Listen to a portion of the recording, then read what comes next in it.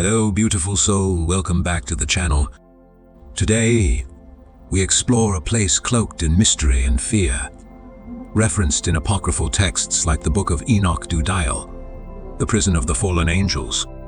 According to tradition, this is where celestial beings who defied divine laws were cast into the abyss, bound in chains of darkness. While the Bible does not explicitly describe this place, the Book of Enoch paints a chilling picture of fire, shadows, and unending punishment. But what caused these angels to be banished? And what is this place truly like?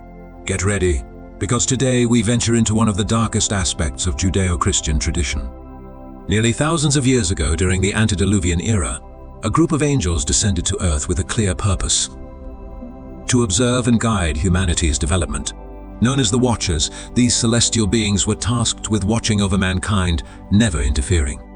However, something went terribly wrong. As the Book of Enoch recounts, these angels did not just witness the rise of civilization. They became enthralled by human women. Their leader, Azazel, convinced his brethren to swear an oath to descend together and take mortal wives. This decision directly defied divine law, yet they proceeded regardless. From their union, the Nephilim were born giant beings possessing supernatural strength. It is said that these creatures became a violent, destructive force upon humanity. But this is where the story becomes complex. Some texts claim that Azazel, one of the most influential Watchers, introduced forbidden knowledge to humans, teaching them metallurgy, astronomy, herbalism, and even the art of war. Many viewed this as a grave rebellion that led to the downfall of mankind's morality.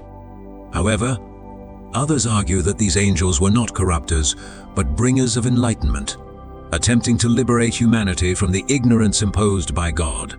As chaos consumed the earth, divine intervention was ordered.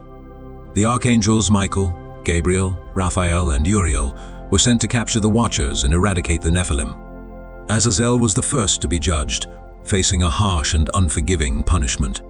The rest of the Watchers met the same fate, some condemned to thousands of years of imprisonment, while others, according to certain accounts, were exiled to unknown dimensions beyond human understanding.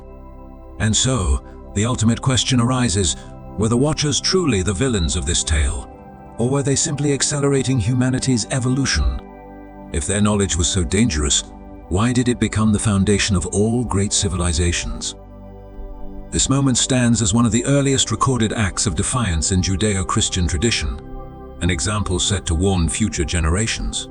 But in the end, did humanity lose its greatest chance at enlightenment, or was it saved from its own ruin? The punishment of the fallen angels was not death.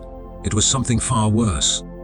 Their sentence ensured they would never find rest, their torment not merely an imprisonment but an erasure of all they once were. Dudael is not just a prison. It is a sentient abyss, a void that breathes beneath the earth. Its darkness so dense that it swallows all light.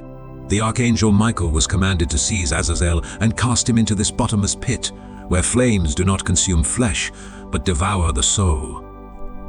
Here, stone is not merely rock. It is alive, shifting like serrated blades, tearing without end. Time does not move forward here. It loops endlessly in an eternal cycle of agony. Yet the fire is not the worst part, nor is the silence. Not even the despair.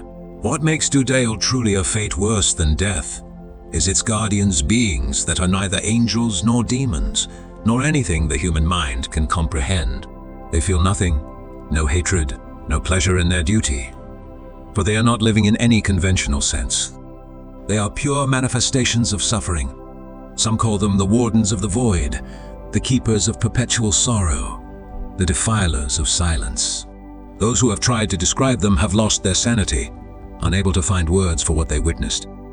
Their forms are unstable, shifting in impossible ways, limbs fracturing into new shapes, torsos bending in unnatural directions, countless eyes blinking in places where they should not be. One, the guardian of the threshold, is described as an entity that does not walk, but glides, leaving behind a trail of liquid shadow.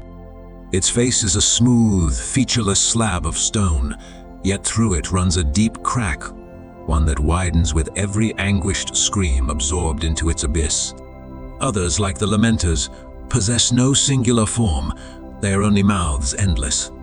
Overlapping mouths crawling over the prisoners, whispering back their own screams in an infinite echo of suffering. The punishment in Dudael is not physical, for flesh has no meaning here. The condemned are stripped of their ability to forget. Every moment is a reminder of the choices that led them here. They cannot sleep, cannot close their eyes, cannot even escape into the mercy of unconsciousness. Those who resist are dragged into the lowest depths, toward the pit of 1,000 faces, a gaping fissure at the prison's center. From it, visions rise, reflections of their own sins, the faces of those they betrayed, twisting from the tide of living shadow. The fallen angels do not merely suffer. They relive their failures endlessly, with no hope of redemption. And the most terrifying truth: Dudael is not just a place of punishment, it is a place of waiting. Those cast into this abyss are not meant to remain here forever. Their sentence is merely a prelude to something far worse. According to prophecy, on the day of judgment, they will be torn from their prison and cast into the lake of fire, where even Dudael's torment will seem merciful in comparison. But until that day arrives, the prison remains in silence, with only the echoes of the damned reverberating through the void. While the Guardians watch, ensuring that no one, absolutely no one, escapes their fate.